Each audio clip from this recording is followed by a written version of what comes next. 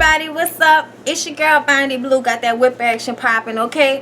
And I am back for another Love and Hip Hop K.Michelle review. Okay, so you guys, I want to start off again by thanking everybody once again, and I want to continue to thank people because y'all don't understand how big of a deal it is for me that y'all would even consider donating to me.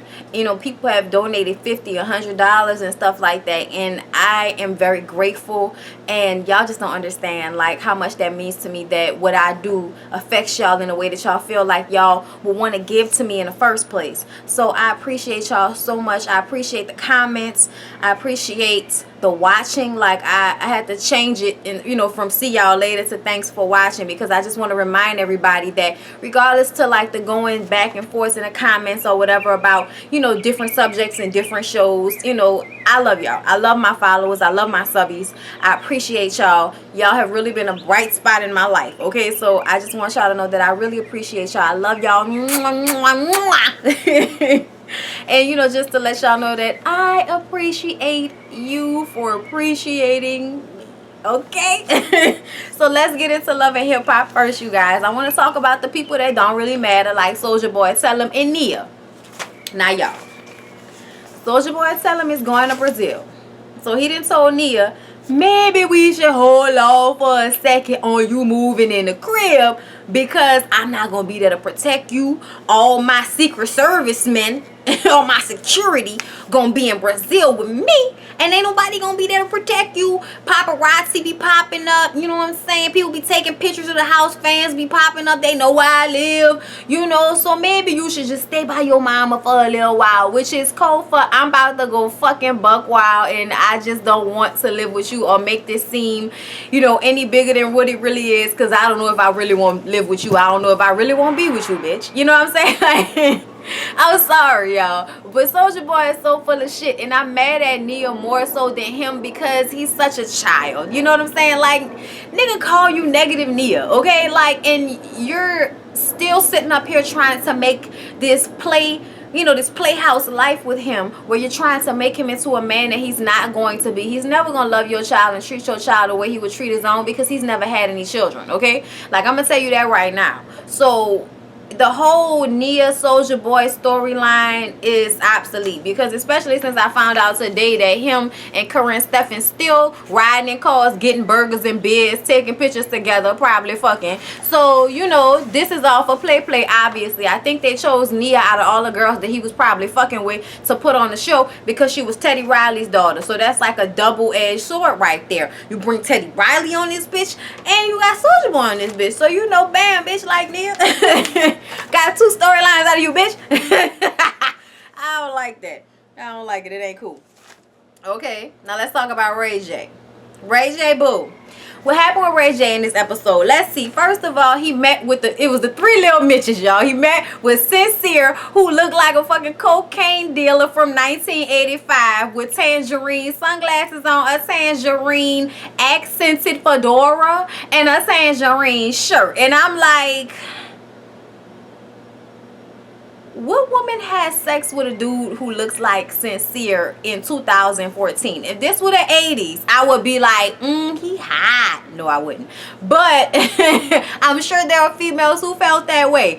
But all I know is it's like a plethora of bitch assness. You got Berg over here with his light eyes and pants hanging to the fucking ground. Then you got Ray J over here sitting up there like a little bitch, baby bopping about how, you know, he went to jail in Beverly Hills. Now he gotta wait to find out what's going on. He getting in arguments with bitches, kicking out police windows and shit. He don't know. He don't know what's going on. And then Berg started talking about how, you know, fucking around with Hazel actually had an upside, because now he done got back cool with Tierra Marie, because y'all know they were not cool, because Berg said she tried to fuck him while he was with Ray J, blah, blah, blah, blah. So that wasn't cool, as they should not be for a man to get on the radio and say that shit, okay? Like, you're not a man, you're a boy. So I'm just gonna say you are a boy.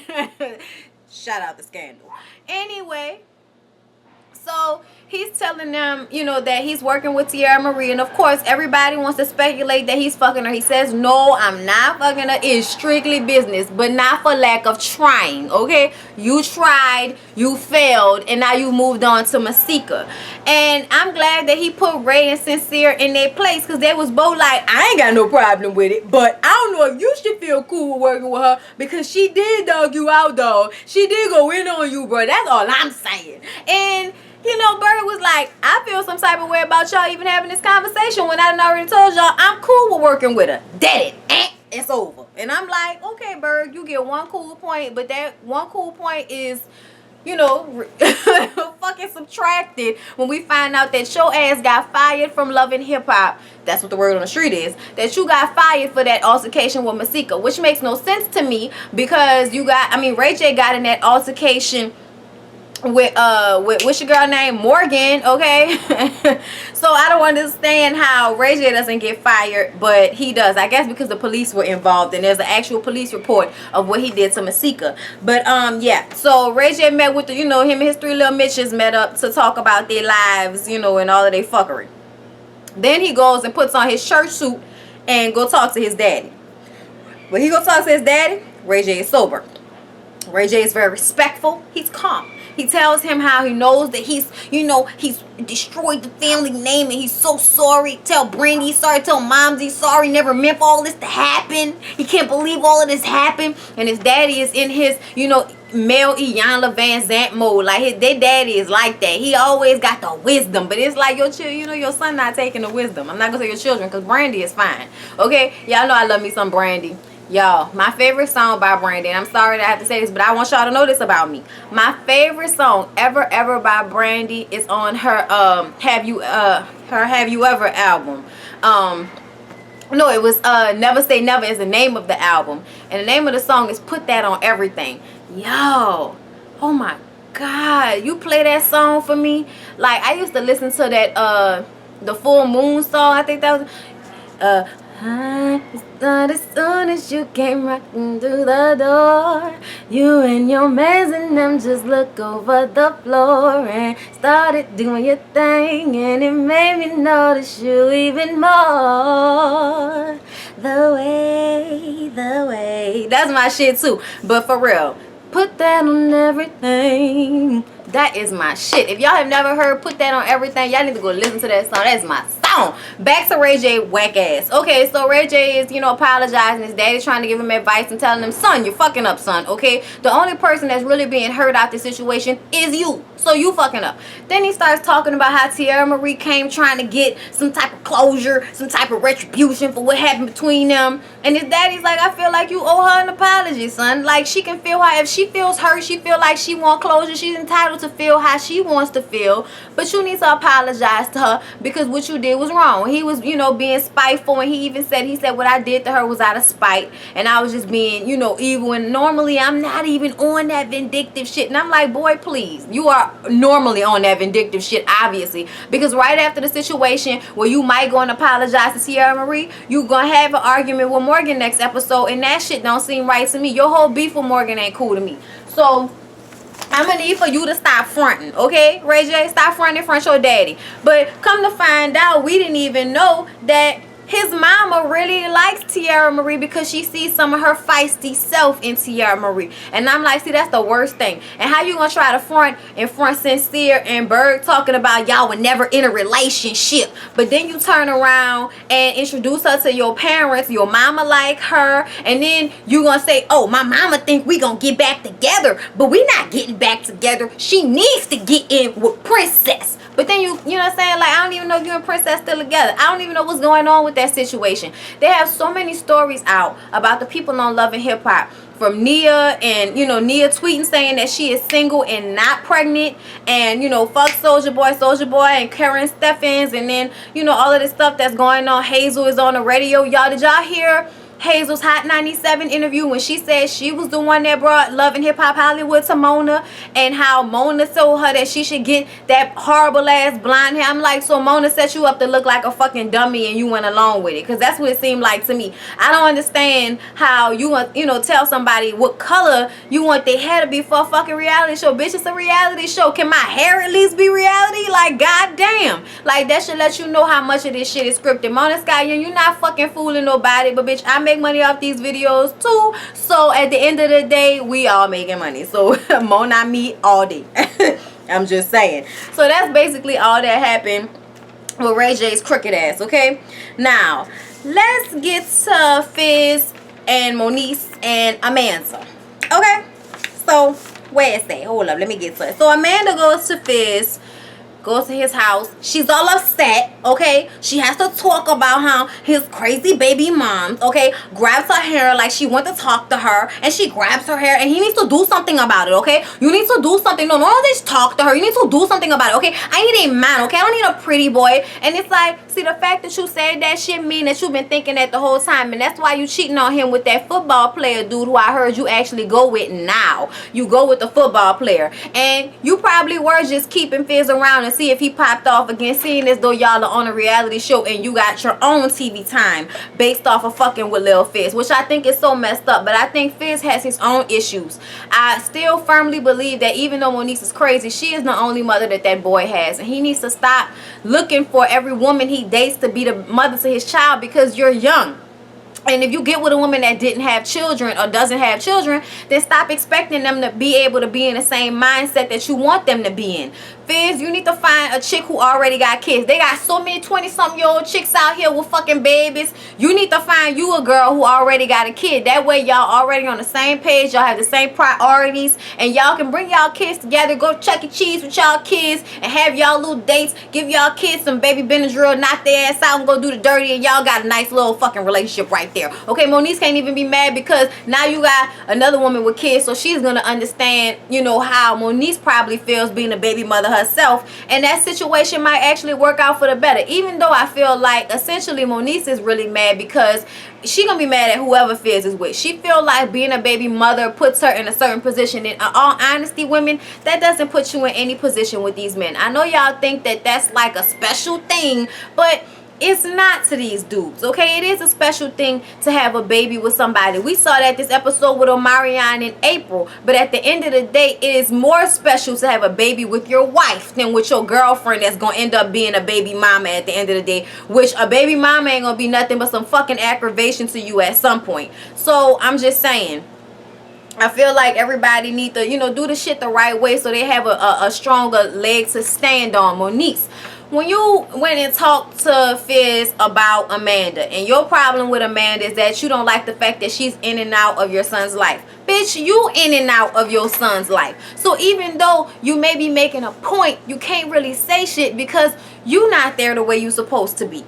Fizz, when she told you how she felt and you told her that it's not her job to protect him, see, that's part of the problem right there. I feel like you don't, because she's crazy and because you don't want to deal with her, you make it hard for her to be a mother. And especially because she's already not trying to be the primary parent. It's like y'all are two people that's just fucked up, okay? Because I didn't like that he said that. What do you mean it's not her place to protect her son because you take care of the son? That sounds fucking stupid, okay? It is both parents' responsibility to take care of their kid. Like, so when he said that, I was like, you was wrong for that. And I also feel like, why not just say me and Amanda not together so you don't even have to worry about that no more? We're not getting back together. It's over. Instead of just saying that to her, you gonna sit up there and actually argue with her and call her the crazy one when you telling her how she feel don't matter, and you expect for that not to turn out into an argument. Yes, Amanda is childish as fuck. The way she handled that shit, she is so very, very childish,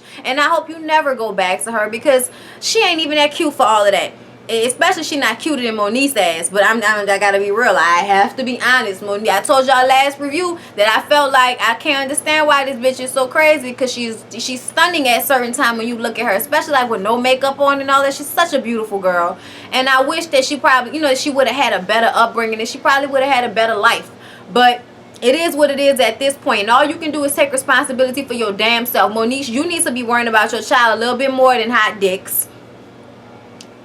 Fizz, you need to be worrying about your son as far as the family dynamic. He needs his mother. And you blocking sometimes is not helping the situation. And you can't tell me he not blocking. Okay? Like, come on, bro. Stop with the fuck shit. So that's their little situation. I don't know. I'm not gonna say I hope they get back together, but there's a part of me that wants Monique and Fizz to come to a point where they can be cordial, be cool, and have more of a friendship with one another, because that's the only way that co-parenting is going to work. I'm gonna be honest with y'all. Them arguing and her not knowing where he lives and all of that stupid shit, yeah, that's ridiculous. But it's gonna take for both of y'all to stop being so fucking selfish and realize that y'all are being selfish, okay? Because Fizz, a part of the reason why you don't want Monique to be, you know, a big part of your kid's life is because you don't want to have to deal with her. So, you know, don't front like it's all because you're trying to protect your son. It's because you don't want to have to deal with her crazy ass, okay? And I ain't gonna lie, she don't make it easy on you, but that don't make it right.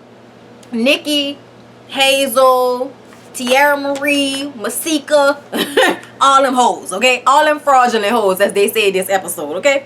So, Nikki is pressed when she finds out that Masika is the face of Ace of Diamonds, okay? She's pissed off. She walks over to her, and she's like, you know, you didn't even tell me that she was doing this. Why do I have to tell you, bitch? We not friends. Just because you came to the photo shoot, you ain't see nobody you knew in that bitch since you know, you're the boss. You ain't see nobody you knew?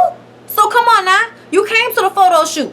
You stupid for not paying attention to your surroundings, okay? Y'all, they almost got into it. They almost got into it because Nikki was threatening to take that billboard down. But it's like, bitch, you don't have that type of power. Landlords can't do that. Like, you can't do that. When you're renting to somebody, they have a signed document that says they can do what the fuck they want to do with they fucking building, because they leasing it, okay? You own it, yes, but you can't tell people who to put on a billboard. Stop that shit.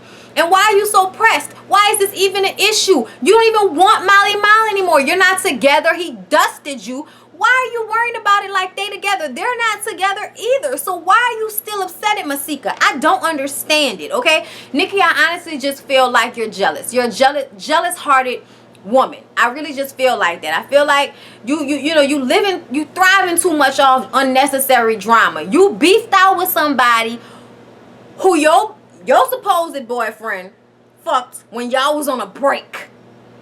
She don't mess with him no more. You don't mess with him no more. But you still mad at her. You need self-esteem. You need a reality check. And you need a mom that has better sense. Because it pissed me off how she enlisted Morticia Adams to help her take down Masika after she found out about the billboard. I guess she wanted to find out if her mom can really pull some strings and get her taken off the billboard. But her mom starts to bring out Masika's mugshot photo from when she got arrested when she was 17 years old for stealing. I'm like, people make mistakes, especially when they grow up in a hard life. Everybody, you know, ain't like the fucking Adams family and got buku money and their whole family in one house and all of this shit, bitch. You can't sit up there and judge people when you have everything handed to you. I agree with Masika on that, Nikki. But at the same time, Masika, like, bitch, karma is a bitch. And I feel like the way you go about your life, the way you handle the people that care about you, or just the way you handle Hazel, like, I didn't like that shit, okay? Y'all, I'ma just say, Nikki, you need something to do. Y'all have all of this money and you have absolutely nothing to do but sit up here and being beefed out with somebody that really has done nothing to you. Moms, you have way too much money and you too fucking old. You need to be going somewhere trying to let somebody do something to your face, your hair, because you look a hot ass mess. And I guess money don't buy class because neither one of y'all have any of it, okay? You may be rich, bitch, but you have no class, okay? And the fact that you would even put her mugshot on a billboard to broadcast that girl life like that, I don't like that. And I don't think that that should be legal for you to be able to do that type of shit to people. But I digress.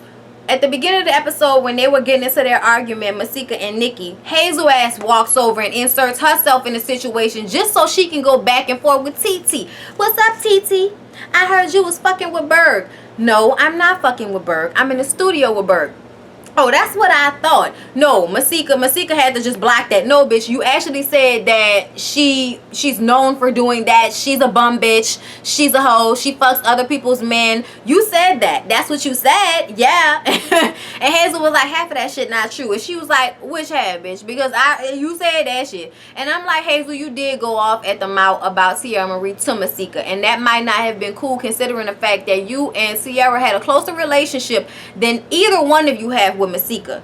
And Hazel, you shouldn't have opened your mouth and told all your business to Masika, because Masika is grimy too. She sat up there talking about Sierra Marie was grimy, but she turns right around and does the same thing, you know, that you were getting mad at Sierra Marie for. Sierra Marie don't want to fuck with Berg. It's very honest and very real. But then look at Masika over here. She don't want him. I don't want him. He don't want you. Shut up, bitch! I was like, oh, calm down. We are inside. Use your inside voice. Stop that shit. You're doing the most. You're doing the absolute most. Hazel, you should have never even walked over there. After you got into that argument with Masika last episode, your ass should have went home. You ain't had nobody there with you, and you up in there arguing with two bitches about some dude who don't want you, who dogged you out, who is not deserving of another thought in your mind. But you gonna sit up here and go back and forth with your ex-friends because of this nigga. You really need to move on. You need to move on from this situation because nobody cares. You look sad, and I actually really did feel bad for you because you was about to start crying, talking about how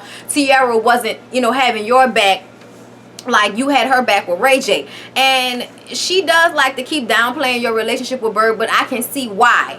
And I also feel like it's partly because, like, bitch, it wasn't the same thing, and you need to get over it because the nigga don't want you. He a dog. He's not worth it. Get over it. I feel like Tierra Marie probably has like a level of aggravated, you know, annoyance with the fact that Hazel keeps harping on this shit with Berg. Every fucking argument you done lost two people. Well, I wouldn't say Masika was your friend, but I'm gonna say you done lost friends over the fact that you can't get over this dumb dude. Like, he got fired from Love and Hip Hop. How awesome can he possibly be? I saw them dick pics. This shit is little. Don't nobody, like, what are you all excited about? Dick little asshole. Ain't got no money because his credit card just got declined. That's why he supposedly beat Masika ass. Like, what is there to be excited about? The fact that he know how to set up some red light special shit, girl? What? Get over it. Okay? Get the fuck over it.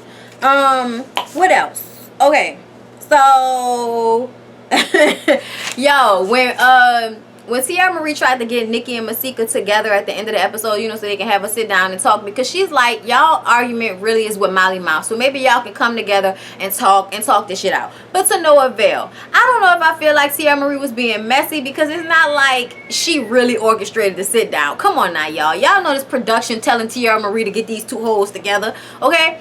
And they sit there and basically go back and forth. And I really feel like it's more so Nikki than Masika. Masika was like, look, I don't understand what the problem is. I'm not with him anymore. We should just be able to get over this shit. But then, of course, Nikki got to start talking about, oh, your whack-ass billboard, bitch. Oh, your record. Oh, you went to jail. Oh, you're a bum, bitch. Oh, your horrible-ass lip job. And I'm like, you are right about that, Nikki. Nikki, your lip job is much better than Masika's, but your nose job, And then she starts talking about she got in an accident. That's why she had to get her surgery done, Nikki. And I'm like, so wait, you got in an accident and that's why you had to get tummy tuck and ass shots? Word? No, stop playing with me. If you did get in an accident and that's why you had to get the nose job, okay, fine. But, like, bitch, who cares? Masika said, bitch, you are an accident. I could have passed out, y'all. I could have passed out when she said that shit. Bitch, you are an accident, okay? They just shaded each other so much, and it's so pointless and it's so stupid. But I'm more on Masika's side than Nikki's in this situation. But y'all know I don't really fuck with Masika either, because you're a liar, you're thirsty, and you're grimy too. But in this situation, I feel like Nikki needs to just stop being jealous and get over it. You're a spoiled, bratty little bitch, and nobody cares. That's how I feel. That's how I feel. But you be cute, bitch. I don't mean your face, but I mean like your look. You know. I don't know what the fuck you had on when y'all went to the Ace of Diamonds unveiling, because, bitch, wear your clothes. But you know what? If I was 20 something with a plastic body that I paid all that money for, I'd probably be naked everywhere too. So I'm not mad at it, but what the fuck? But you be cute though, bitch. Like when y'all had that little sit down, your bag was cute. your hair was popping. I was like, bitch, you doing it, but I still don't like you. But you doing it. And you know what I'm saying? Like, I guess, you know, you need to get your fucking mama together, because she is doing it so wrong. So wrong. Oh my God. She needs to take a page from Mama Joyce on how to be hated and still look good on a reality TV show as a mother. I'm just saying. So then, y'all, the last thing that happened was on Marianne. Marianne and April. This episode, we talked a little bit about April's family life. And I asked that question when they were at the baby shower, because I was like, where the fuck is, you know, April's mom? Why is she not there to come to her daughter's defense?